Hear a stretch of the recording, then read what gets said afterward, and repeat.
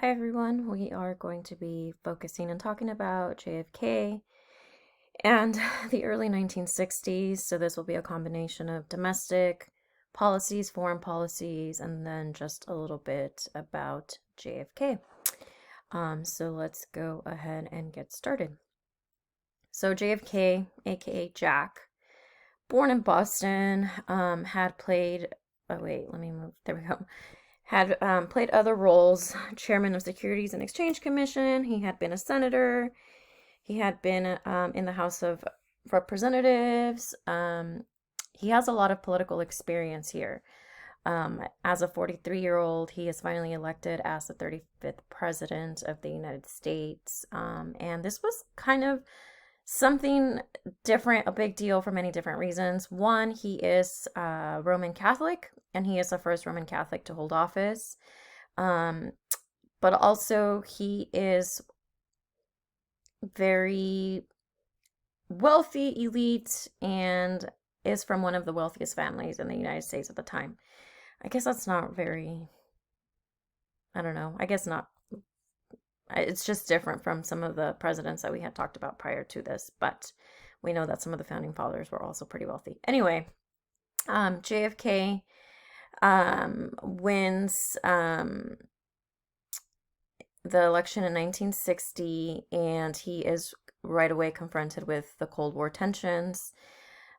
So we are going to go into that a little bit, but also there is a big growing movement for the civil rights movement at home, so he's going to deal with that too. Unfortunately, his president is pretty short-lived because he was assassinated before his term ends. So he only served as president for about 3 years. So let's talk more about him. Let's see, I'm looking at the PowerPoint here. Okay, anyway, you can look at that on your own.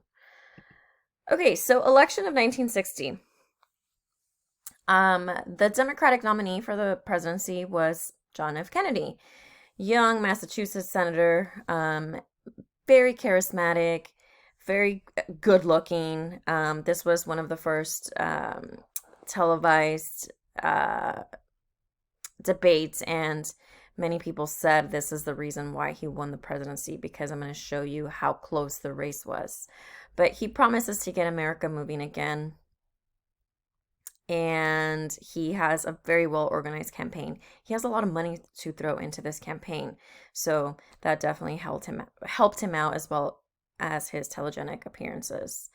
In his inaugural address, he asked Americans to work together in the pursuit of progress and the elimination of poverty, but also to win the Cold War. So he enters the presidency when there's a lot going on. So not an easy gig for sure. Anything else? Let's see. Maybe not yet. Okay, let's talk about his opponent, Richard Nixon. Richard Nixon is the Republican nominee. He served as Eisenhower's vice president. The candidates agreed on many domestic and foreign policy issues, but the one thing that does help Kennedy is the TV one for his looks and the civil rights and his support, or at least how he seemed to support the civil rights movement. And this is going to be a big deal because his brother, Robert Kennedy, is the one who works for King's release, Martin Luther King Jr.'s release, and this is going to win a lot of African American nominees for the presidency for Kennedy. So let's go ahead and look at the map here. You'll see Nixon was very popular in the West Coast. And then you see Kennedy in some of these states. Yeah, a lot of southern states too. But yeah, anyway, it goes to Kennedy. We'll talk about Nixon too, and how this presidency kind of leaves him very bitter, and how that carries over to when he finally is elected. But we'll talk about Nixon later on, because there's a lot about Nixon, and he's a pretty dramatic president. But anyway, as you can see, actually you can't see here. This is where you can see, sorry. This was a very close election, closest election since 1884. JFK wins by a very narrow margin, less than 120,000 votes. And I already showed you who dominated what area. So yeah, very, very, very close call. Okay. The New Frontier is basically his policies during his administration. So we'll talk more about what that means in a second. But by 1960, the U.S. was in recession with 6% unemployment. And his administration pushed for deficit spending to stimulate economic growth and receive a 20% increase for defense spending and money for unemployment. As a Democratic candidate, remember, he believed, just like other Democratic candidates, that it was the government's job to put businesses back in, or put money back in businesses, and to give money to people when they need them, and to help people out, during unemployment and all of that. So this is very much aligned with the party ideals at the time. Let's see, what else are we going to go into? Okay, let's talk more about his administration here. Kennedy initiates his vision in a program he calls the New Frontier. And during his inauguration speech, he has a very famous speech, and remember, he asked the question, ask not what your country can do for you, ask what you can do for your country.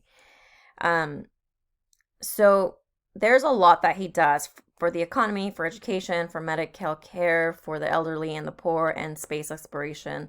These were all part of his vision. So he's going to continue the traditional of liberal Democrats like Roosevelt and Truman. He signs legislation to raise minimum wage, for example. He increases Social Security benefits. He raises research for money into mental illness, allocates funds to impoverished rural areas. This is going to be huge. And he is going to help out with the economic recession that's going on. He also promotes vocational training for some of the areas that lack access to like colleges or places where well, I guess, yeah, where people don't have access to college. So vocational training is going to be huge here. Scholarships and loans are also brought in during his presidency, and new means of specialized aid to education were also invented during this time. He increases funds for school lunches, funds to teach the deaf, or funds for programs for students with disabilities. For the elderly, there's Medicare. His Medicare plan also helped provide health insurance for the elderly. And he also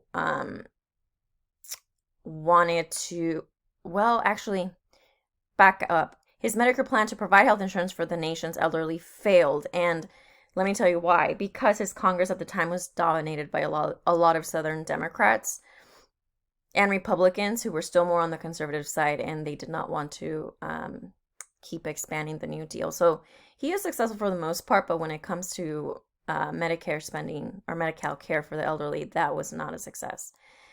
But these are going to come back during Johnson's era, and which comes right after Kennedy, and he's gonna introduce a lot more of these programs and funding during his Great Society, which we'll talk about next week as well. Okay, the Peace Corps. One of the first programs launched by JFK. The Peace Corps is still around today, and it is a volunteer program to assist developing nations in Asia, Africa, and Latin America.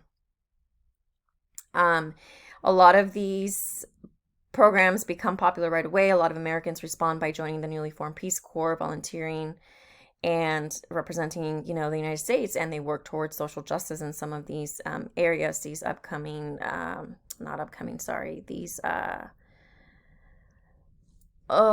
can't I think of the word? Developing countries. I'm so sorry. Many people, though, did criticize the Peace Corps later and said that it wasn't so much to help out the communities, but more to promote American ideals, which, are not always that great, because sometimes it's seen as very like nationalist, right? Another thing that is huge during Kennedy's time is the race to the moon. Um, in April of 1961, Soviet Yuri Gagarin was the first man in space. So the US is going to follow using satellite communications. And in 1969, the US astronaut Neil Armstrong was the first man to walk on the moon. School science programs grow at this time. New technologies arise and new industries also arise. So he's going to keep challenging American people and the government, to win this race to space and race to the moon, obviously, which we do. But this comes after, remember, Sputnik had been launched in 1957. And yeah, so this was how the US responded. And the amount of money that goes into this is ridiculous. It was like billions of dollars towards this effort.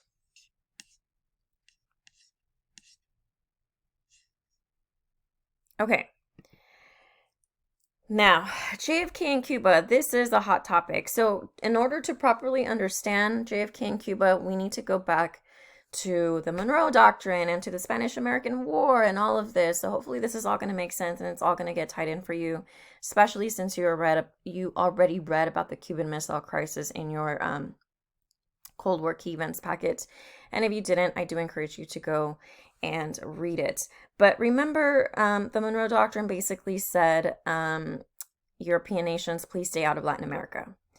And they did for the most part. But remember, during the time of imperialism, the US is going to help Cuba rise up and, I guess, become independent of Spain. And remember, they do help them out, but at the same time, the US is kind of controlling everything in Cuba up until the 1950s. So during the 1950s, you're going to see the Communist Party in Cuba start to rise up, and they want to take control now because they're tired of all the control that the US has on Batista and on Cuba. So they are successful. Fidel Castro is the one who successfully leads this revolution, and now he's in charge of Cuba. And this is kind of a big deal and is scary to the US because for the most part, every communist country or every communist threat had been in Europe or in Asia, which proximity-wise, not very close to the United States. But Cuba is only like 90 miles away. So now that's a little scary. So under Eisenhower, before JFK, the CIA had been planning an invasion by anti-Castro exiles, and this was, remember, the Bay of Pigs invasion, which was which was a disaster. But anyway, he starts planning it, and then Kennedy comes to become president, and he kind of has to step it up, and he's going to go with it, even though a lot of his advisors had told him not to do it. Now, here's the thing. Why does Kennedy feel pressure to do this? Well, there's a couple reasons why. He's a young guy. And, well, actually, I'll explain this in a second. Let's just go to see what happens here with the Bay of Pig invasions. Or the Bay of Pig invasion. Okay, so in April 1961, about 1,300 anti-Castro exiles trained and armed by the CIA land at the Bay of Pigs on the south shore of Cuba.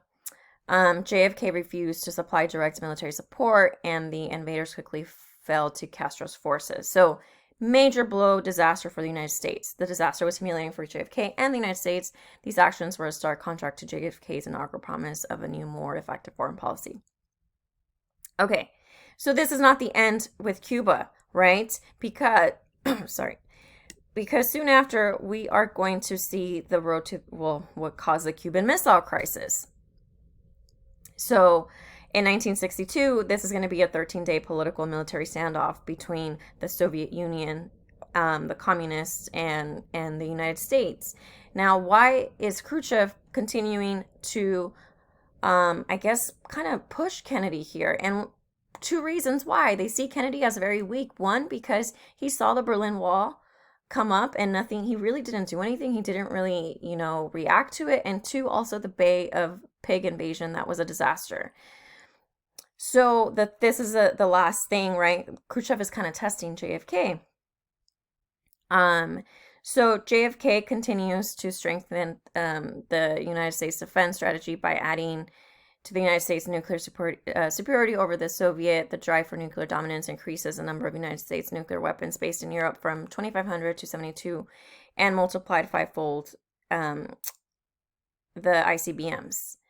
Okay, so it says you're concerned that this buildup would enable the United States to launch a first strike and wipe out Soviet missile sites before the Soviets could respond. The Kremlin stepped up its own program, launching us into the most intense arms race history. So really what ended up happening here is the CIA is going to spot some of these nuclear weapons in Cuba, right? And the US is ready to respond, ready to retaliate. And what Kennedy does is he addresses everyone on TV and basically says, we're ready to take action. Like, we don't want to, but he is going to notify Americans about the presence of the missiles, and he's going to explain his decision to enact a naval blockade around Cuba, and made it clear that the U.S. was ready, prepared to use military force if necessary. So people are like freaking out. This is probably the closest that the U.S. came to a direct standoff with the Soviet Union. So everybody was like, we are on a brink of a nuclear war. But disaster is avoided because there is a lot of communication, this hotline, right, between the Soviet Union and the U.S., where Khrushchev and U.S. leaders and Kennedy end up agreeing on some terms here to avoid any sort of nuclear mess. So they agree that the Cuban missiles are going to be removed from Cuba if the U.S. promises not to invade Cuba. And Kennedy also agrees to remove missiles from Turkey. So everything ends up being okay in the end, but it is pretty scary for those 13 days, right? Everybody was like, oh my gosh, what's going to happen? What's going to happen? All right. Another year later, now we're into the civil rights movement. So he is going to initially show approval for the civil rights movement by supporting a lot of the acts that they're trying to pass and all of that. And I don't know, sometimes it was often criticized because they said he was only doing that because he was already starting his campaign to run for re-election. But anyway, I'll let you decide after we watch a couple videos next week. So in 1963, Kennedy calls for a national assault on the causes of poverty. He also orders his brother, Attorney General Bobby Kennedy, to investigate racial injustices in the South, and he presents Congress with the sweeping civil rights bill and a sweeping tax cut bill to spur the economy. So the civil rights bill ends up passing, as you know, and we will definitely get a lot more into that when we talk more about the actual civil rights movement by all the different groups, especially African American civil rights movement, because they're the ones that are affected the most during this time. Okay, so that is it for Kennedy and the 1960s, or for the most part. We're going to keep talking about him when we talk about, again, some of the movements from the African civil rights movement. But yeah, so if you did not read the Bay of Pig invasion, or not the Bay of Pigs invasion, sorry, the Cuban Missile Crisis, and you want more details about it, it is in the key events packet. But I kind of try to explain it super quickly, so hopefully that all made sense. All right, thank you.